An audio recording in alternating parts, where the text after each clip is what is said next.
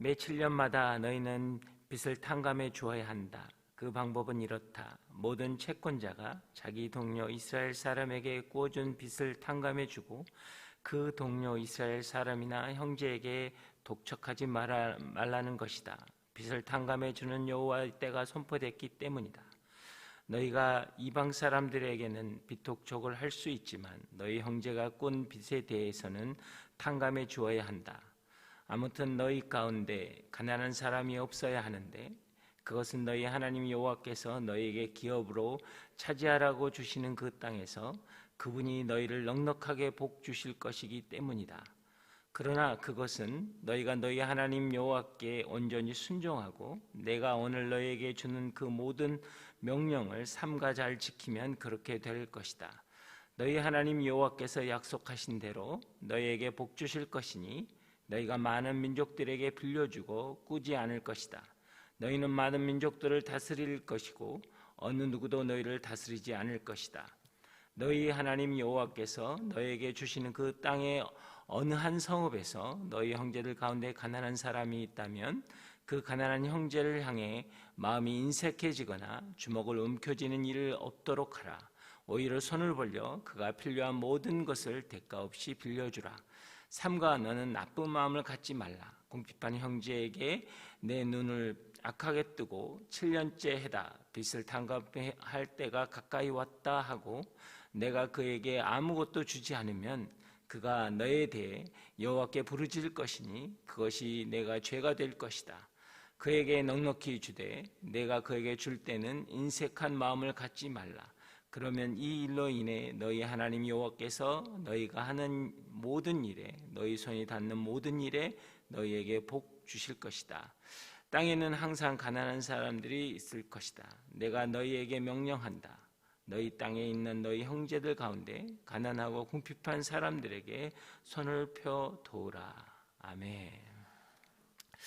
여러분, 크리스천들에게 하나님이 가장 중요하게 여기는 것이 무엇이냐라고 질문하면 대부분 사람들이 예배라고 이야기합니다. 그리고 또 그 예배에 대해서는 은혜 받는 시간이다라고 이야기를 합니다. 그러나 여러분, 이것은 예배의 결과지 여러분 동기나 목적이 아닙니다. 우리가 너무나 잘 알듯이 예배의 중심은 내가 아니라 하나님이시기 때문입니다. 여러분, 그렇다면 내가 예배에서 은혜를 받았느냐 받지 못했느냐가 중요한 것이 아니라 내가 드린 예배를 하나님이 기뻐 받으셨느냐, 나는 하나님이 기뻐하시는 예배자이냐가 여러분 굉장히 중요하다라는 것입니다. 여러분, 그런 면에서 오늘 주신 안식년의 규례에 대한 말씀은 여러분 예배자가 어떤 마음을 품어야 하고 어떤 태도를 가져야 하는가에 대해서 너무나 중요하게 말씀하고 계시는 것입니다.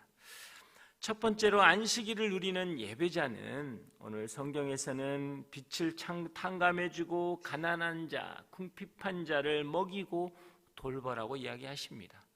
어떻게 보면 그리스도인으로서 이 말씀은 당연히 해야 하는 말씀이기에 받아들여야 할 말씀이기도 하지만 굉장히 부담스러운 말씀입니다. 그러면 왜 하나님께서는 이 말씀을 하셨냐라는 거예요. 그 답이 10절에 나와 있습니다. 그에게 넉넉히 주되 내가 그에게 줄 때는 인색한 마음을 갖지 말라. 그러면 이 일로 인해 너희 하나님 여호와께서 너희가 하는 모든 일에 너희 손이 닿는 모든 일에 너에게 복 주실 것이다 라고 말씀하고 계십니다. 여러분, 크리스천의 삶에는 여러분 적극적인 기능이 있습니다. 이것을 다른 말로 여러분 권세라고 하는데요, 우리가 잘 알듯이 하나님께서 아브라함에게 너는 복이 되리라 하시면서 너가 사람들이 너를 축복하면 그 사람을 축복하겠고 너를 저주하면 내가 그 사람을 저주하리라 라고 하시면서 땅의 모든 족속으로 너로 말미암아 복을 얻게 될 것이다. 땅의 모든 족속이 너로 말미암아 복을 얻게 될 것이다 라고 말씀하셨다라는 거예요. 우리가 야곱을 봐도 야곱이 형 에서를 피해서 삼촌 라반 집으로 도망을 갑니다. 그러나 그곳은 어떤 땅입니까? 그곳은 삼촌이 우상을 섬기던 집이었다라는 거예요. 그런데 야곱이 그 집에 머물므로 하나님이 그 집에 축복하셨다라는 것입니다. 비록 우상을 섬기는 집이었지만 야곱이 머물고 있으므로 하나님이 복을 주셨다라는 것이죠. 요셉을 봐도 그렇습니다. 요셉이 애굽으로 끌려갔을 때 애굽과 보디발 장군의 집은 우상으로 가득한 곳이었습니다. 그러나 하나님이 요셉과 함께 하심으로 그 집이 복을 받았다라고 이야기하고 있습니다. 조금 더 적극적인 예로 성경에 들어보면 소돔과 고모라에 대해서 우리가 너무나 잘 압니다. 역사적인 근거로 보면 그 땅은 인구가 5만 명 정도 되는 굉장히 큰 도시였습니다. 그렇지만 그 도시는 우리가 잘 아는 것처럼 악의 극을 달리는, 악의 극치가 있는 곳이었다라는 거예요. 그런데 하나님 뭐라고 말씀하십니까? 그들이 회개하고 돌아오면 이라고 이야기하지 않았어요. 그 땅에 의인 10명만 있으면 내가 살리리라 했다라는 거예요. 그렇게 악이 가득한 땅이었음에도 불구하고 하나님께서는 의인 10명만 있으면 내가 그 땅을 살리겠다라는 거예요. 의인이 그 자리에 있으면 그 땅은 복이 되는 땅이 될 것이라고 말씀하고 있다라는 것입니다. 사랑하는 여러분, 그곳이 어떤 상황이냐가 중요한 게 아니라 그곳에 누가 있느냐가 중요한 거예요. 안식을 누리는 예배자가 그 한 사람이 어디에 무엇에 머물고 있느냐가 처럼 중요하다라는 거예요. 어디에 살고 있느냐가 중요하다라는 것입니다. 만약 내가 예배자라고 한다면 내가 머물고 있는 그 가정, 내가 만나고 있는 내 배우자, 내 자녀들, 내 공동체, 내 일터가 여러분 복을 받게 된다라는 것입니다. 만약에 내가 그 집에 시집을 들어갔다면 그러면 그 가문은 복을 받는 거예요. 이게 바로 안식을 누리는 예배자의 축복이라는 겁니다. 권세라는 거예요. 사랑하는 여러분, 여러분의 인생은 여러분으로 끝나지 않는다라는 거예요. 여러분이 머무는 그 자리가 복의 근원이 되는 거예요. 축복의 근원이 된다라는 것입니다. 왜 안식을 누리는 예배자가 복의 근원이 되느냐? 이것은 안식이라는 단어의 의미 때문이라는 거예요. 안식은 히브리어로 사바트라고 합니다. 그것은 일을 그만두다, 멈추다, 휴식하다라는 뜻인데요. 이 사바트는 슈브와 타브라는 두 개의 단어로 되어 있는 여러분 조합입니다. 여러분 슈브는 돌아가다, 돌이키다라는 뜻이고 타브는 여러분 언약이라는 뜻입니다. 안식의 단어의 의미는 뭐냐면 언약으로 돌아가다라는 거예요. 언약으로 돌이키다라는 것입니다. 그러면 진정한 안식을 누린다라는 것이죠. 하나님의 언약은 무엇이었습니까? 나는 너의 하나님이 될 것이요 너는 내 백성이 될 것이다 라는 것이죠. 여러분 그 언약이 이루어지기 위해서는 십자가의 은혜가 필요한 것입니다. 결국 안식은 무엇입니까? 우리가 십자가로 돌아가는 거예요. 결국 말씀으로 돌아가는 거예요. 요한복음 3장 16절이 바로 안식의 시작점이라는 것입니다. 하나님이 세상을 이처럼 사랑하사 독생자를 주셨으니 이는 저를 믿는 자마다 멸망치 않고 영생을 얻게 하려 하심이니라. 그 언약으로 돌아갈 때, 그 언약으로 돌이킬 때 우리 안에 참 안식을 주시는 하나님이시라는 것입니다.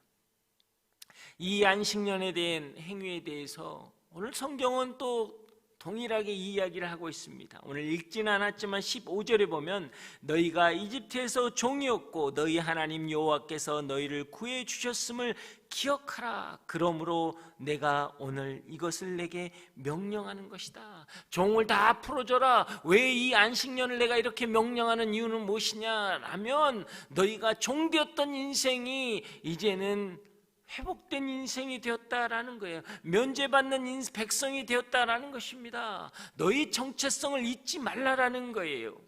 이스라엘 백성의 정체성이고 신학적인 뿌리는 뭐였냐면 유월절 어린 양의 피, 출애굽 사건으로부터 시작되었다라는 것이죠.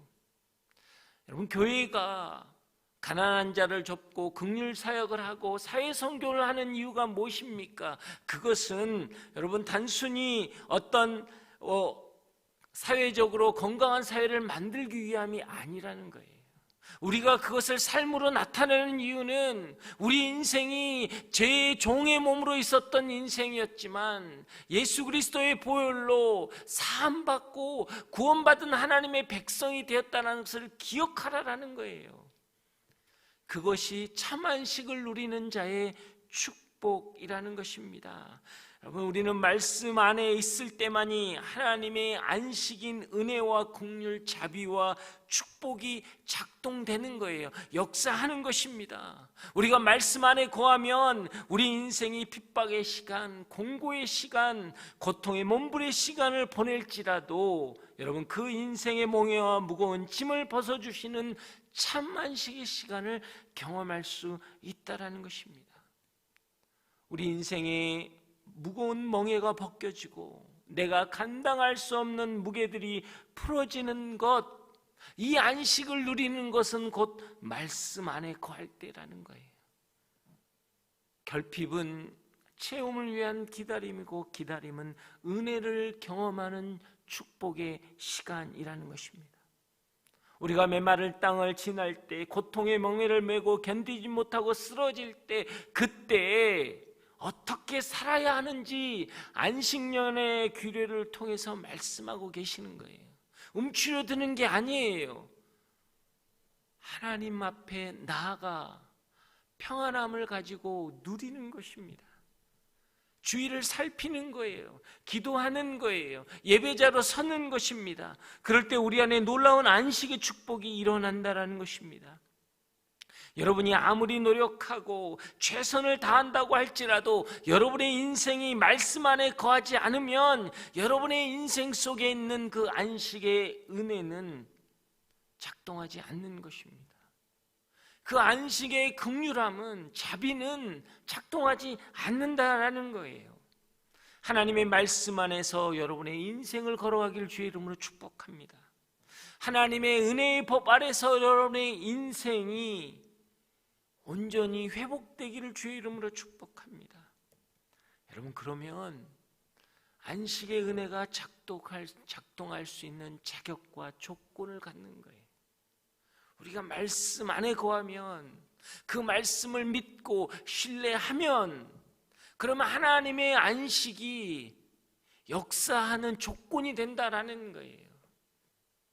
그것을 통해 우리 인생이 회복되는 것입니다. 사랑하는 여러분, 말씀을 보지 말고 말씀으로 보십시오. 위로의 말씀을 찾지 마시고 주신 말씀대로 사십시오.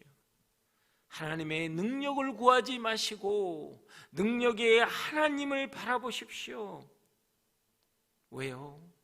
우리 인생의 어두운 시간은 하나님이 우리 안에서 그분의 목적을 성취하시기 위한 필요의 시간이라는 거예요. 우리의 좌절하고 낭망하는 시간이 내가 말씀 안에서 예배자로 서 있다면 그것은 곧 그 하나님의 은혜와 자비가 성취되기 위해서 필요한 시간이라는 거예요. 그래서 그 시간은 우리에게 의미가 있는 것입니다. 그래서 그 시간은 우리에게 축복의 시간이 될 수 있다라는 것이죠. 그 은혜가 여러분 가운데 있길 주의 이름으로 축복합니다. 더 하나 나아가서 더 중요한 것은 무엇이냐면 오늘 1절의 말씀입니다. 매 7년마다 너희는 빚을 탕감해 줘야 한다. 매 7년마다. 이 안식을 누리는 예배자가 꼭 기억해야 될 말씀이 이겁니다. 매 7년마다. 안식을 누리는 예배자는 안식의 은혜가 일회성으로 그치지 않는다는 것을 알아야 한다는 거예요. 하나님의 은혜와 자비의 계획은 무한하게 계속적으로 여러분 우리 가운데 다가오고 있다라는 것을 알라라는 거예요. 우리가 넘어지고 또 실패하고 또 낙담하고 또 염려하고 두려움에 빠지고 또다시 자유를 잃어버리고 죄의 명예에 속박하게 살고 있다고 할지라도 여러분, 하나님의 은혜와 자비의 해가 우리 안에 계속적으로 반복적으로 이루어진다라는 거예요. 언제까지요? 우리가 회복될 때까지. 이게 안식년의 비밀이에요. 매 7년마다 안식년을 선포하는 거예요. 내 빚을 탕감해 주는 것입니다. 종이 풀려나는 거예요. 비록 우리의 죄 때문에, 비록 우리의 연약함 때문에 또 우리가 빚을 지고 또 우리가 노예가 됐을지라도 하나님의 은혜는 오늘 우리에게 다시 오시는 거예요. 이게 말씀의 비밀이에요. 이게 예배의 비밀인 거예요. 여러분, 예배 가운데 나왔을 때 하나님은 여러분의 빚을 탕감해 주시고 여러분을 종에서 풀려나게 해 주신다라는 거예요. 그 은혜가 여러분을 살리길 주의 이름으로 축복합니다. 하나님의 은혜와 하나님의 자비는 열려 있는 것입니다. 세상은 우리를 무능력자라고, 실패자라고, 미련한 자라고, 약한 자라고 부르지만 그분의 무한한 은총이 우리 가운데 계시면, 그 안식의 은혜가 있으면 우리는 새로운 신분을 경험하게 되는 거예요. 무능력자는 전능하신 하나님의 그 손에 붙들리게 되는 것입니다. 실패자는 그 경험이 실력이 되는 거예요. 미련한 자는 지혜로운 자로, 약한 자는 강한 자로 부끄럽게 하는 거예요. 그게 여러분 하나님의 비밀이라는 것입니다. 우리의 인생을 새로운 출발선에 두고 새롭게 출발하게 하는 것입니다. 이미 와버린 길, 다시는 돌이킬 수 없다라고 이야기하지만 아니에요. 그렇지 않아요. 하나님께서는 새롭게 출발선을 지정해 주시는 거예요. 그리고 너는 보라, 새로운 피조물이 되었다라는 거예요. 이전 것은 지났으니 새롭게 되었다라는 하나님의 말씀. 여러분, 이게 안식년의 비밀이라는 것입니다. 우리의 인생의 모든 빛을 하나님의 은혜의 방법으로 탕감해 주시는 거예요. 우리의 인생의 모든 그 은혜와 자비 아래서 새로운 계획을 세워갈 수 있다라는 것입니다. 그렇지만 또 하나 기억하실 것, 만약에 여러분이 지금 생명과 자유와 평안을 누리고 계신다면 그것은 그냥 누리는 것이 아니라는 거예요. 예수 그리스도의 십자가, 그 희생의 무게만큼 가능한 것이라는 겁니다. 우리가 지금 누리고 있는 이 자비와 이 은혜는 십자가의 무게만큼 가능한 일이었기에 우리는 다시 겸손해질 수 있다는 거예요. 비록 내가 평안함 가운데 있을지라도 안식을 누리는 참 쉼을 경험할 수 있는 이유는, 겸손을 경험할 수 있는 이유는 여러분 언약으로 돌아가야 하기 때문이에요. 그 언약으로 돌이켰을 때 우리는 참 회복을 느끼는 것입니다. 감당할 수 없는 인생의 무게와 결핍, 고통과 고난의 때가 하나님이 변함없는 사랑과 하나님의 은혜와 긍휼 안에서 반드시 그 은혜의 때가 온다라는 것입니다. 여러분의 인생을 하나님이 기억하고 계시기 때문입니다. 이 법전과 같은 신명기, 이 신명기를 이해하기 위해서는 여러분 창세기 1장 1절을 여러분 믿으셔야 돼요. 태초에 하나님이 천지를 창조하셨느니라. 이것은 무엇을 이야기합니까? 여러분, 땅과 하늘, 우주 만물, 모든 자연, 모든 것이 하나님의 소유라는 거예요. 하나님의 소유이기에 우리가 나눌 때 그 나눔은 내 것이 아닌 하나님의 것이고, 또 그것을 통해서 세상의 것이라고 생각되는 그것이 하나님의 것이기에 그것을 통해서 우리가 공급받을 수 있다라는 거예요. 그 고백을 하면 우리의 시선은 달라지는 것입니다. 세상에 대한 시선도, 물질에 대한, 명예에 대한, 건강에 대한 모든 시선이 달라질 수 있다라는 거예요. 모든 것이 그분이 만든 것이기 때문입니다. 사랑하는 여러분, 안식을 누리는 예배자, 그 예배자는 복의 근원입니다. 그래서 여러분이 예배자로 회복될 때 여러분의 인생뿐 아니라 모든 삶의 현상과 상황과 만남 속에 복이 흘러가는 것입니다. 왜요? 그 안식은 언약으로 돌아가는 것이기 때문에, 십자가로 돌아가는 것이기 때문에, 그래서 우리는 새로운 피조물이 되었기 때문에, 그 능력을 경험할 수 있기 때문에, 새롭게 시작할 수 있기 때문에, 새로운 이름을 부여받았기 때문에 우리는 새로워지는 것입니다. 절대로 우리는 손해보지 않습니다. 하나님이 갚으시기 때문이에요. 하나님이 채우시기 때문입니다. 말씀 안에 거하십시오. 말씀 안에 거할 때 진정한 축복을 누리는 것입니다. 여러분이 예배 안에 거할 때 안식의 은혜와 자비가 역사할 수 있는 필요 충분 조건이 되는 거예요. 조건을 갖추는 거예요. 여러분 무엇을 해서, 무엇을 이루어서 어떤 조건이 이루어지는 게 아니에요. 예배자로 나올 때, 말씀 안에 거할 때 하나님이 역사할 수 있는, 성령의 역사가 임할 수 있는 조건을 갖추게 되는 거예요. 그럴 때 우리는 그것을 경험하는 것입니다.